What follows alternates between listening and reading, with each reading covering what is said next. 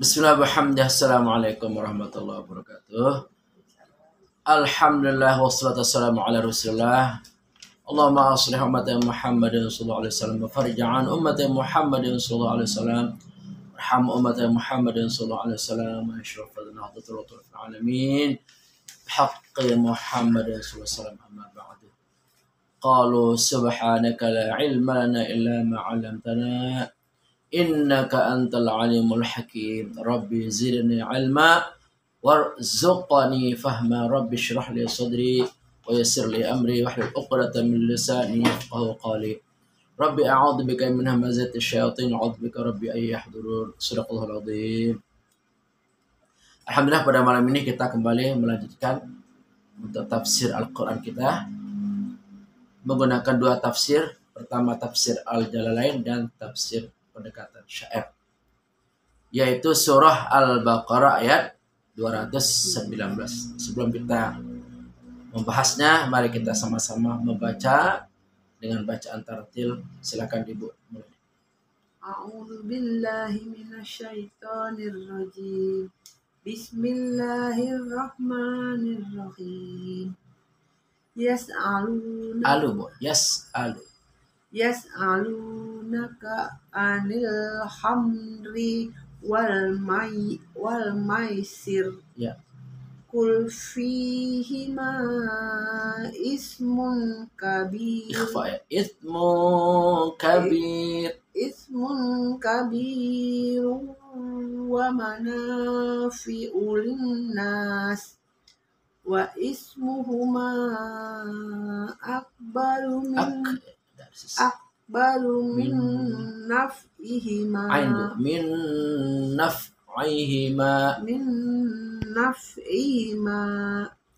wa yas'alunaka madza yunfikun qulil af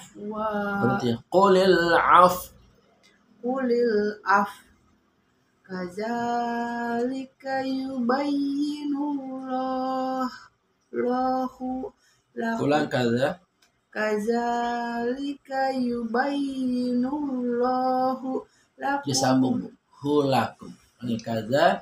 Kadzalika yubayyinullahu lakumul ayati la'allakum tatafakkarun. Alhamdulillah. Arti per ayat dibaca dulu, Bu. Arti per ayatnya yang ada di sini, Bu. Baru ke terjemah per kata. Mereka menanyakan kepadamu Muhammad tentang kamar dan tentang khamr dan judi. Katakanlah, pada keduanya terdapat dosa besar dan beberapa manfaat bagi manusia. Namun dosanya lebih besar daripada manfaatnya. Dan mereka menanyakan kepadamu tentang apa yang harus mereka infakkan. Katakanlah, kelebihan dari apa yang diperlukan. Demikianlah Allah menerangkan ayat-ayatnya kepadamu agar kamu memikirkan. Ya, langsung ke terjemah perkata menggunakan aplikasi Muslimah. Ya. Yas'alunaka, mereka menanyakan kepadamu ani. Ya. Dari atau tentang al-khamri, minuman keras, wal maisir dan judi. Kul, katakanlah, fihima, pada keduanya, ismun, dosa, kabirun,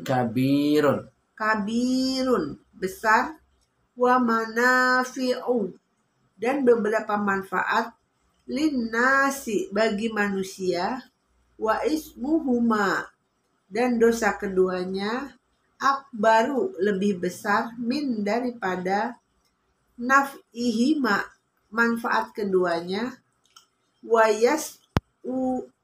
yas'alunaka, dan mereka bertanya kepadamu, maza, apa yang, yunfikuna, mereka nafkahkan, kuli, katakanlah, al-afwa, lebih dari keperluan, Kazalika, demikianlah, yubayyinu, menerangkan Allah lakumu, bagi kalian, al-ayati, ayat-ayat, la'allakum,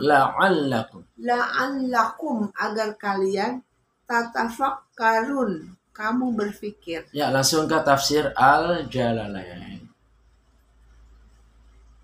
Mereka menanyakan kepadamu tentang minuman keras dan berjudi. Apakah hukumnya? Katakanlah kepada mereka, pada keduanya, maksudnya pada minuman keras dan berjudi itu terdapat dosa besar. Menurut satu qiraat dibaca katsir atau banyak, disebabkan keduanya banyak menimbulkan persengketaan, caci mencaci, dan kata-kata yang tidak senonoh. Dan beberapa manfaat bagi manusia. Dengan meminum minuman keras akan menimbulkan rasa kenikmatan dan kegembiraan. Dan dengan berjudi akan mendapatkan uang dengan tanpa susah payah. Tetapi dosa keduanya, maksudnya bencana-bencana yang timbul dari keduanya, lebih besar, artinya lebih parah daripada manfaat keduanya. Ketika ayat ini diturunkan, sebagian sahabat masih suka meminum minuman keras, sedangkan yang lainnya sudah meninggalkannya.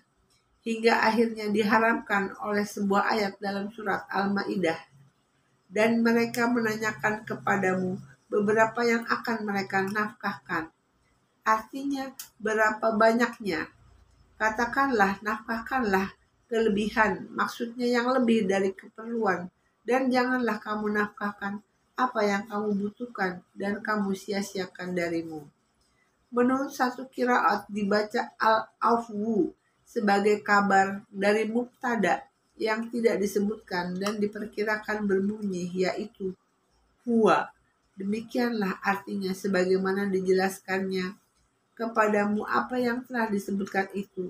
Dijelaskannya pula bagimu ayat-ayat agar kamu memikirkan. Alhamdulillah, kita berada pada era canggih teknologi, sehingga kita tidak usah payah-payah mencari kitab.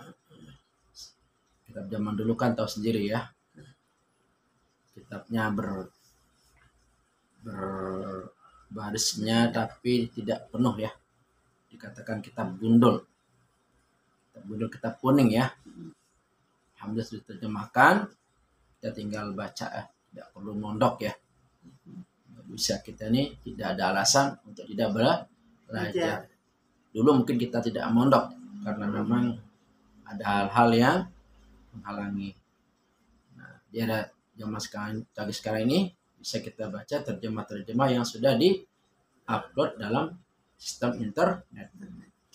Nah, berikutnya kita perkuat lagi tafsir Al-Jalalain supaya lebih luas dan lebih meresap dari pendekatan syair. Surah Al-Baqarah ayat ke-219. Salatullah salamullah ala taha rasulillah. Salatullah salamullah ala yasin habibillah. Mereka bertanya padamu Nabi tentang hukum khamr dan judi. Ingin sekali mereka mengetahui status hukum secara pasti. Salatullah salamullah ala taha rasulillah. Salatullah salamullah ala yasin habibillah. Waktu itu di era Madinah, orang-orang Islam sudah mulai risih, ya. Sudah mulai risih karena Islam ini kan agama yang bersih, agama yang suci. Nah, mereka sekelompok orang Islam bertanya kepada Nabi mengenai status khamar. Khamar itu minuman keras. Zaman dulu kan model minuman itu kan hanya cairan zaman dulu ya.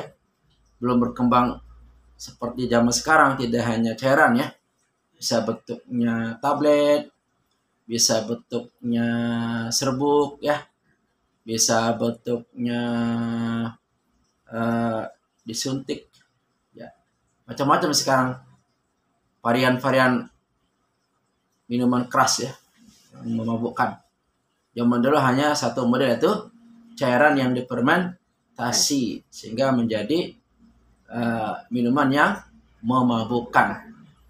Nah, orang-orang Islam pada waktu itu sudah mulai bertanya-tanya, sebenarnya status hukum khamar ini apa sih?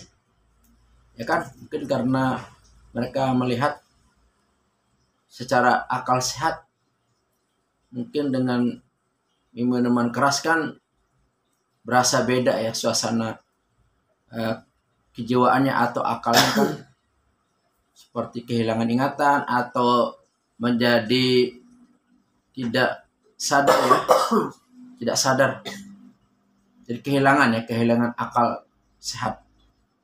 Makanya mereka bertanya kepastian hukum dari yang namanya minuman keras. Kalau emang haram nggak boleh kita tinggalkan. Kalau emang boleh ya kita lanjutkan.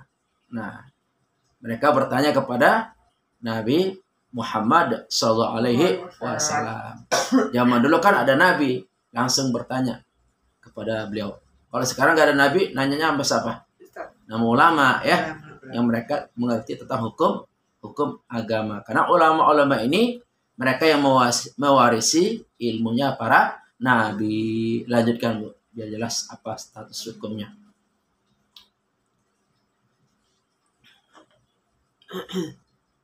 Katakanlah pada keduanya, berdosa besar bagi pelakunya, ada manfaat pada keduanya, pada beberapa bagian saja. Salatullah salamullah ala taha rasulillah. Salatullah salamullah ala Yasin habibillah. Nah, dengan melihat dampak negatif dari minuman keras ini, maka Nabi memberikan status hukum bahwa orang yang meminum minuman keras hukumnya berdosa besar.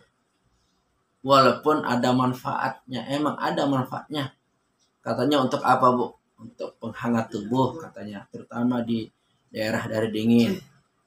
Untuk ketenangan katanya begitu, Bu ya. Jadi katanya kalau udah minuman keras katanya tenang gitu perasaannya ya Bu ya. Memang ada manfaatnya di sisi lain.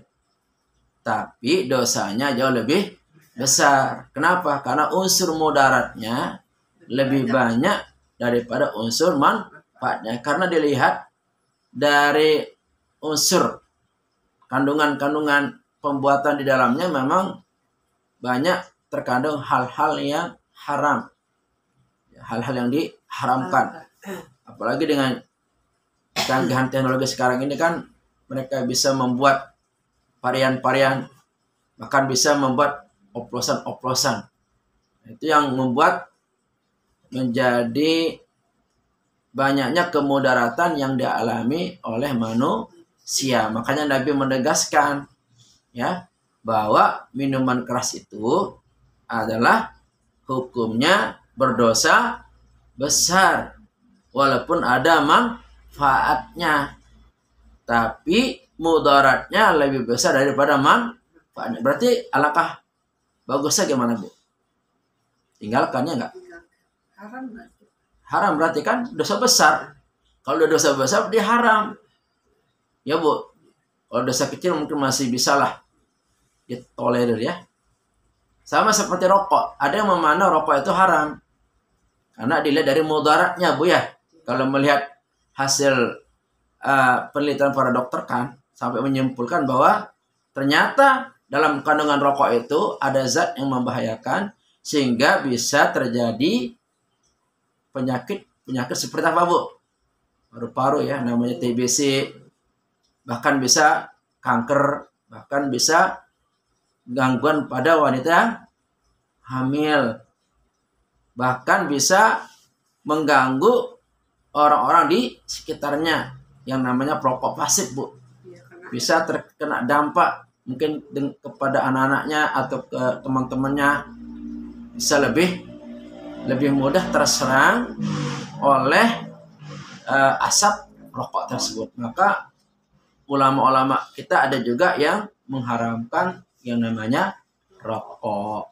Tapi bagi mereka yang memang sudah menjadi budaya, udah dari sononya katanya Bu, turun temurun, ya bukan menganggapnya haram Bu, makruh ya.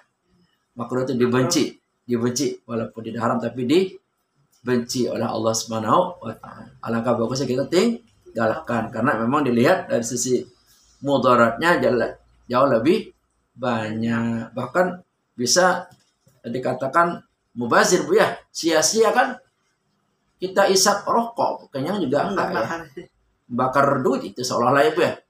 Makanya bagi mereka yang benar-benar mendalami maslahat mudarat dari rokok ini, mereka akan meninggalkan dengan segera yang namanya rokok. Tapi namanya narkoba itu jauh lebih besar kandungan bahayanya ketimbang rokok, karena unsur racun yang ada pada narkoba itu jauh lebih dahsyat daripada rokok. Kalau rokok paling apa? Nikotin ya, zat ketar, zat kimia.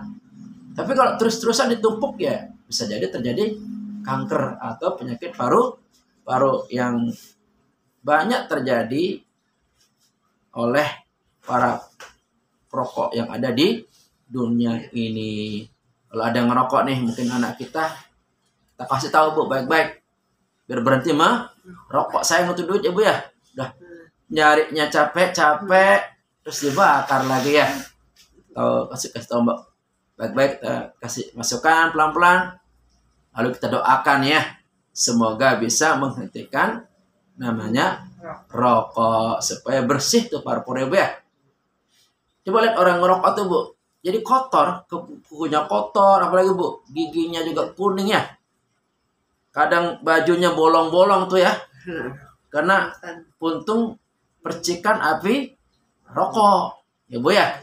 Ya mudah-mudahan kalau ada anak kita Bu yang ngerokok, mudah-mudahan bisa berhenti. Supaya apa? Supaya bisa menjaga kesehatan tubuh kita. Karena dokter sepakat bahwa rokok itu ternyata mengandung zat-zat yang dapat merusak atau mengganggu kesehatan tubuh manusia. Oke, lanjutkan Bu berikutnya. Akan tetapi dari segi agama ternyata lebih besar dosanya daripada kandungan manfaatnya bagi kehidupan manusia. Salatullah salamullah ala taha rasulillah. Salatullah salamullah ala yasin habibillah. Kita kalau mengukur atau menimbang sesuatu tuh ukurannya agama Bu. Jangan apa maunya hawa nafsu. Nanti kalau ikutin hawa nafsu semuanya jadi boleh, semua jadi halal. Ya, kata agama apa?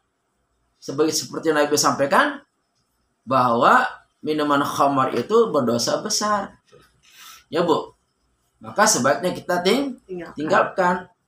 Karena jelas sesuatu yang membahayakan tubuh kita itu akan berakibat fatal nanti pada akhirnya. Daripada kita yang hancur Bu ya. Ya diri kita hancur, yang mending kita tinggalkan itu yang namanya minuman keras. Yang namanya minum keras, status hukumnya tetap haram Bu. Mau sedikit apalagi banyak Bu, tetap hukumnya haram. Kita nyoba Bu, secuil nih, nyoba. Secuil aja apa, minuman keras. Itu tetap hukumnya haram. Jadi sedikit atau banyak, sesuatu yang memabukkan tetap hukumnya haram. Lanjutkan Bu.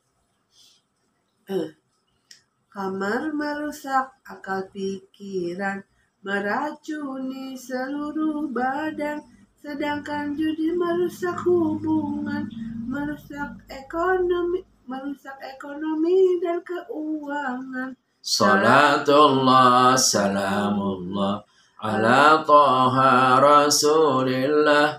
Salatullah salamullah ala yasin habibillah. Bahkan bisa dikatakan antara mabuk khamr ya dengan judi itu saudara kembar ya. Biasanya ya kalau ada orang mabuk biasanya judi. Udah pasangannya Bu. Iya, Pak ya. Ya pasangannya begitu. Karena kan kalau pengen mabuk kan harus ada duit. Nah dengan judi ketika menang kan nggak mungkin judi menang dipakainya buat haji. Kan nggak kepikiran Bu. Atau buat sedekah. Atau buat nyumbang kan nggak mungkin. Namanya judi uang setan. Ya pasti arahnya pun yang diharapkan. Kemana larinya Bu? Kalau nggak ke perempuan, ke minuman keras. Foya-foya. Ya Bu ya? Ya itu jadinya. Nah, kenapa minuman keras itu diharamkan? Dan kenapa judi itu diharamkan berdosa besar? Kalau minuman keras yang akan rusak apa Bu? Akal pikiran kita. Ini kan yang paling berharga dalam diri kita. Akal pikiran Bu kalau udah rusak, bagaimana kita bisa berpikir hal yang benar? Ya, coba lihat orang yang mabuk itu. Pasti ucapannya ngaco kan? Nggak terkontrol. Marah-marah, ngamuk-ngamuk, tantrum Bu ya? Iya. Iya. Bahkan kehilangan kesadaran sampai nyunsap di got gitu. Ya, pulang sempoyongan. Ya kan? Bahkan setengah gila lah Bu ya. Hampir setengah gila. Masih sadar tapi udah sama-sama Bu. Karena nggak bisa bedakan ini istrinya dia apa istri tetangga. Karena udah mabuk berat Bu ya. Ya, naudzubillah Bu, jangan sampai punya suami pemabuk. Waduh, sengsara tuh istri ya. Sengsara tuh. Yang namanya orang mabuk kan ketika ngamuk kan nggak ada kontrol Bu. Bisa membunuh orang ya kan, bisa menghancurkan barang. Orang kehilangan akal saja mana sih Bu? Pasti nggak akan normal ya. Sikapnya, ucapannya, pasti itu Bu. Makanya dilarang oleh agama jangan sampai kita mabuk. Karena akan menjadi rusak ya. Sistem berpikir kita ini dijaga oleh Islam Bu. Allah sudah titipkan akal yang bagus ini gunakan untuk berpikir hal-hal yang baik, hal yang benar. Nah, ketika pikiran ini diracuni oleh narkoba, maka itu yang membuat hancurnya akal sehat kita. Termasuk judi. Kalau judi yang dihancurkan apa Bu?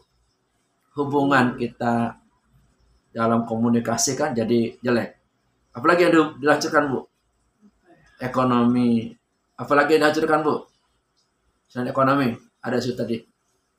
Hubungan baik bersama hancur, kemudian ekonomi, apalagi Bu ada 3 tuh tadi. Apa? Judi Menghancurkan apa? merusak akal pikiran, meracuni seluruh badan. Kalau judi? Judi merusak hubungan, Terus merusak ekonomi dan keuangan. Keuangan kan? Ekonomi jadi kacau Bu. Kemudian keuangan juga jadi kacau, nggak ada berkahnya Bu. Mau untung sebanyak apapun, ya pasti tidak akan ada berkahnya. Itu namanya uang setan dimakan hantu. Walaupun sekali main umpama 100 juta, itu nggak lama Bu di tangan. Ada aja jalannya habis Bu. Buat foya-foya, seneng-seneng ya. Buat main perempuan, buat judi. Ya habis kan? Ya begitu Bu ya. Jadi namanya judi itu awalnya seolah-olah apa? Menguntungkan. Kasih untung. Tetapi apa? Itu adalah trik ya. Supaya membuat orang penasaran. Jadi orang yang judi itu Bu, menangnya ketagihan, kalahnya penasaran. Kalau udah menang sekali nih, pengen menang terus. Kalau udah kalah nih, penasaran hampir katanya. Dikit lagi. Ya, sayang banget katanya Bu ya. Itu Bu. Apalagi zaman sekarang. Kalau zaman dulu kan judi berhadapan-hadapan Bu. Taruhan ya. Oh sekarang pakai mesin loh Bu. Nomor judi slot, judi online itu kan. Lebih canggih lagi Bu. Jadi pemilik mesin judi itu sudah diprogram Bu sama mereka. Jadi dikasih menang sekali 2 kali Bu. Seterusnya nggak bakal menang.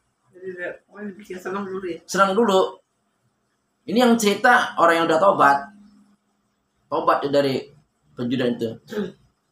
Mungkin kata orang kalau menang judi senang kali ya. Orang sekali menang bisa ratusan juta, miliaran. Tapi kata beliau apa? Enggak. Bohong katanya tuh. Enggak ada tenangnya orang mendapatkan dari uang haram itu.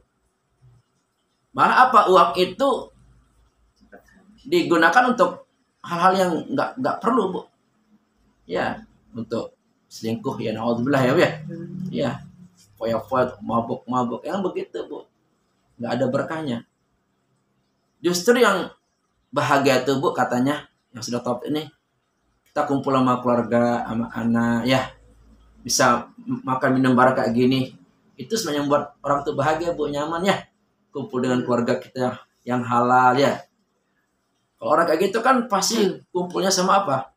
Ya gadis-gadis apa, Bu? Bayar ya. Gadis-gadis yang menjual kehormatan kan. Perempuan kasih duit kan senang ya, Bu ya. Iya, kalau sekali di hotel, kalau yang udah kelas artis kan, waduh, ratusan juta ya habis, Bu, malah kurang ya, Bu ya.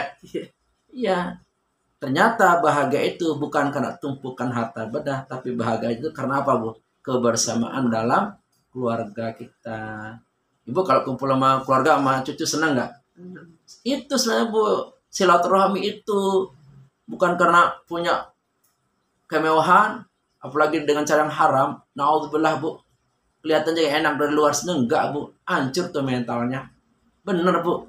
Hancur, kacau tuh. Jadi orang-orang yang bergelimang dalam dosa besar, mereka sebenarnya telah berada pada lingkaran setan. Nggak akan mungkin ada apa, Bu? Ketenangan dan kedamaian dalam dirinya. Pasti akan tersiksa dan menderita dengan harta benda yang haram tersebut. Makanya dilarang dalam agama. Dengan judi akan merusak hubungan, apalagi, Bu, merusak keuangan dan merusak ekonomi. Dengan judi hubungan rusak nggak, Bu? Rusak. Benci kan? Gara-gara judi nih terlantar tuh rumah tangganya. Ada istrinya marah kan? Orang tuanya marah. Habis ya kan, Bu? Coba secara halal, baik-baik nyari rezeki. Maka itu akan menjadi terhormat dan mulia, dan akan jadi beres tuh kebutuhan rumah tangga terpenuhi. Ini mah katanya duitnya banyak, tapi kemana tuh duit? Yang namanya uang haram, yang pasti akan habis dengan sendirinya. Naudzubillah. Lanjut, Bu. Masih ada kan? Ada, masih banyak. Ya. Mereka juga mempertanyakan tentang apa yang diinfakkan. Katakanlah yang diinfakkan dari kelebihan yang diperlukan. Salatullah, salamullah ala taha. Rasulullah. Salatullah, salamullah ala yasin. Habibillah. Jadi para sahabat dulu bertanya pertama tentang hukum minuman khamar, yang kedua hukum tentang judi, yang ketiga hukum tentang menafkahkan atau menginfakkan harta kita. Bagaimana tuh cara menginfakkan harta kita? Apa semuanya dikasih orang gitu? Kita nggak usah kebagian. Pokoknya kita gaji sebulan 10 juta gitu, Bu ya, Bu. Apa semua itu kita infakkan, kita sedekahkan? Gimana, Bu, menurut ayat ini? Kasih kalau ada kelebihannya, Bu, setelah dipotong biaya-biaya makan minum kita, biaya ongkos transport kendaraan kita, atau biaya listrik kita, ya, biaya kesehatan dan lain-lain. Nah, kalau ada kelebihannya, itu yang diinfakkan. Umpama kelebihannya 10.000, 20.000, 50.000 itu. Jadi jangan dihabisin semua. Kita dapat apa, Bu? Kita nggak boleh dong, Bu, gara-gara pengen berbuat hal yang baik, bersedekah, tapi kita kelaparan. Nggak boleh, Bu ya. Kita juga ada hak tuh dalam rezeki itu untuk diri kita. Kan kita juga bukan malaikat, Bu. Kita kan punya perut ya. Perlu makan dan minum. Perlu ada kendaraan, perlu ada apa, Bu? Fasilitas penunjang ya. Seperti baju ya. Nah, seperti kendaraan atau alat-alat lainnya. Jadi menurut ayat ini, boleh kita menginfakkan harta kita kepada orang yang benar-benar membutuhkan, Bu ya. setelah kita memenuhi kebutuhan kita sendiri.